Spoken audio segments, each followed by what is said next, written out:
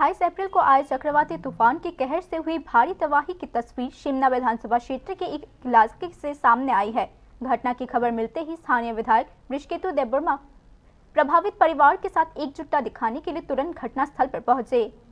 28 अप्रैल की सुबह शिमला विधानसभा क्षेत्र रामशाक एडीसी गांव के डिग्गाबारी जुमाई टीला इलाके के चक्रवाती तूफान के कारण हुई भारी क्षति की रिपोर्ट सामने आई है।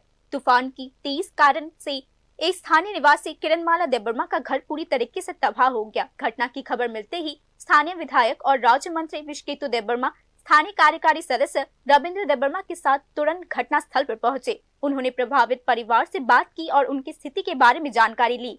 इसके बाद प्रभावित परिवार को आर्थिक सहायता दी गई।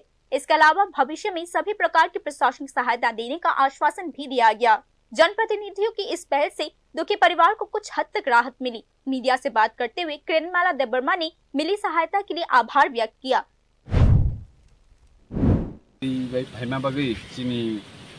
बेलाजार गामिनि किरणमाला देबबर्मानि नगबायमाबो खबर मानखा मानमा लगिलगिनो जों बनो सरकारि भाबे DCM हयते रांबो किसे सुबा जाखा ते मिया 3.5 बान 3 बायरो हरजाखा जों पार्सोनाली बरनि जे नगबायमानो नुगुइ खायरकमानि बागै गै तिनि आपातत बनि नग स्नामनानि बागै सरकारि भाबे बनो नग रिजाक दङ गा नग पाइसुगियाखौ गा नग बफानो आपातत 3 साकावरि तंद्रब व्यवस्था खायनानि बागै जों मिया सारिगो 3.5 बान 3 बायरो हरका सिनि बरं गोनां EM रविंद्र देबबर्मा ते आंनि जि बायथां ओमफ्राय फाइनान्सियाल सिनि आमचे जारा लुकु दंनाय दं अमाहाय नग बायखा ओमफ्राय वातुइ बाय नबार बायखाय जों सब समय जों सिनि लुकुरकनो लगरिनानि बागै रेडी दं।